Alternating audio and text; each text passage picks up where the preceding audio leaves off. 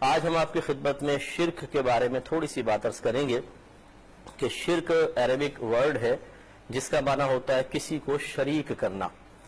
ویسے جو آپس میں باہم ہم جو کسی معاملے میں شریک ہوتے ہیں اس کو شرکت سے تعبیر کرتے ہیں، لیکن شرک کا مطلب ہوتا ہے شریک ہو جانا یا شریک ٹھہرا دینا.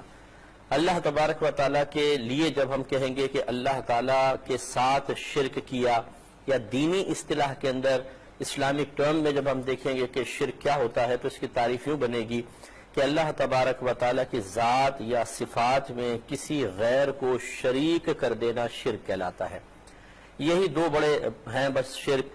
جو اگر ہم ذات میں شریک کریں گے کسی غیر اللہ کو تو یہ شرک فی الذات کہلاتا ہے، اور اللہ تبارک و تعالیٰ کی صفات کے ساتھ کسی کی صفات کو شریک کر دیا تو اسے کہتے ہیں شرک فی الصفات.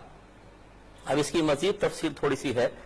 شرک فی الذات کا مطلب ہے کہ اللہ تبارک و تعالیٰ کی ذات میں جن چیزوں کا ماننا لازم ہے ان چیزوں کو بعین ہی کسی اور میں تسلیم کر لینا، یہ شرک فی الذات ہوگا. مثال کے طور پہ اللہ تبارک و تعالیٰ قدیم ہے. قدیم اسے کہتے ہیں جو ہمیشہ سے ہو، ایسا کبھی نہ ہو کہ اس کی ابتدا ہوئی ہو.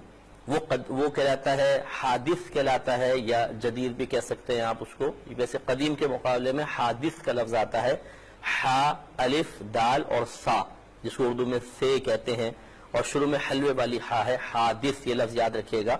تو قدیم وہ ہے جس کی ابتدا کوئی بھی نہ ہو، ہمیشہ سے ہو. تو اللہ تبارک و تعالیٰ قدیم ہے، اس کی صفات بھی قدیم ہے کہ ہمیشہ اس کی ذات کے ساتھ قائم ہے. اور اس کے علاوہ جتنی بھی چیزیں ہیں جو اللہ نے پیدا فرمائی، جس کو عالم کہا جاتا ہے، یہ سب کا سب حادث ہے، یعنی پہلے نہیں تھا، بعد میں معرض وجود میں آیا.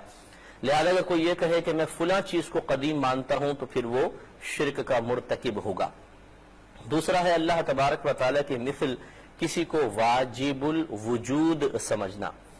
واجب الوجود اس ذات کو کہتے ہیں کہ جس کے خود موجود ہونے کی کوئی علت کوئی سبب نہ ہو، وہ دوسروں کے لیے، دوسروں کے وجود کے لیے علت اور سبب بنے.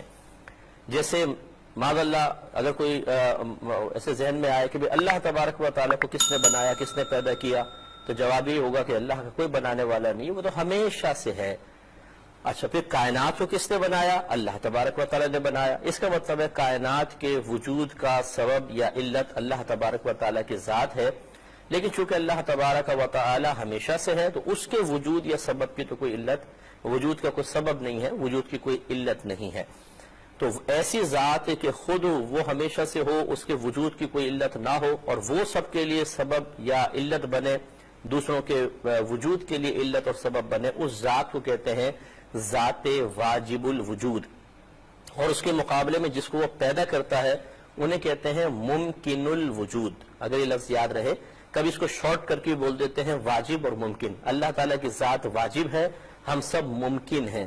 تو اس کی پھر یہ اصطلاحی اس کی تعریف یہی ہوگی کہ واجب وہ ذات ہے جو ہمیشہ سے ہو، اس کے وجود کی کوئی علت کوئی سبب نہ ہو، کیونکہ وہ ہمیشہ سے ہے. وجود تو تب ہوتا ہے جب پہلے نہ ہو. عدم سے وجود میں آتا ہے. عدم کا مطلب نہ ہونا. جیسے یہ گلاس پہلے نہیں تھا، پھر کارخانے میں شیشہ وغیرہ ڈال کے اس کو اس شکل میں لایا گیا تو اس کا وجود بعد میں ہوا، پہلے اس پر عدم طاری تھا، یہ نہ ہونا. تو اللہ تبارک و تعالیٰ کی ذات پہ کبھی عدم نہیں ہوتا، ہمیشہ وجود ہے. ہماری ذات پہلے نہیں تھی، بعد میں وجود میں آئی. تو بس واجب وہ ذات ہے کہ جس کے وجود کی کوئی علت یا سبب نہ ہو، وہ دوسروں کے وجود کا سبب بنے. اور ممکن وہ ہے کہ جس کے وجود کا کوئی اور سبب بن رہا ہو.